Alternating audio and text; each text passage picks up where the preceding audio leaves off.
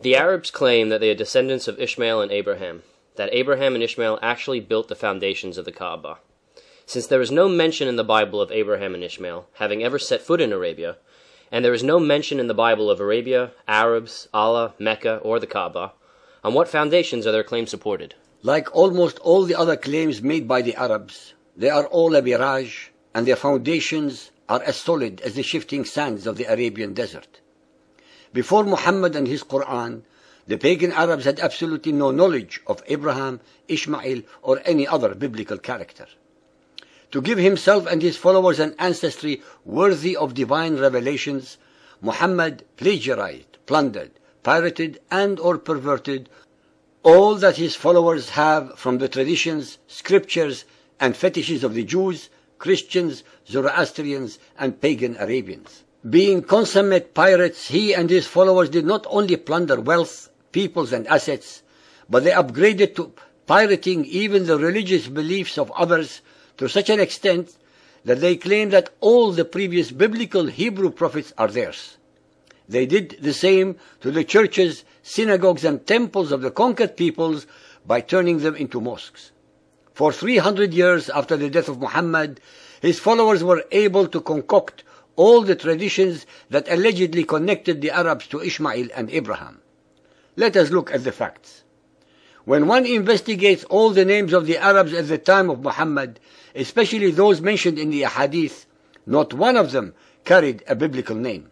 Moreover, it is inconceivable that none of them was called either Abraham or Ishmael if they truly were their alleged ancestors, while Muhammad's name is used among at least 80% of his later male followers. The three lines concocted by Muhammad's later followers are historically and logically utterly improbable and incompatible with the original biblical version. Nowhere in all the poetry of pagan Arabia were Abraham or Ishmael mentioned. The Muhammadan Arabs used the same Bible that they assert had been altered and or perverted by the Jews and Christians to find their alleged ancestry from among the descendants of Ishmael. Not only are these so-called descendants not mentioned anywhere in Arabic folklore prior to Muhammad, there are of course no documents of any kind to back up their fanciful and imaginary ancestral tree. Moreover, the ahadith themselves are at substantial variance with each other. According to Arab historians, there are allegedly three types of Arabs. One, Al-Arab al-Abba'ida, those original Arabs who had been destroyed by Allah for their unbelief, such as Al-Ad and Thammud. Two, Al-Arab al-Arabiya, who are the original Arabs of the peninsula descended from the line of Shem, Arphaxad, Shelah, Eber, Yaqtan, Jurhum.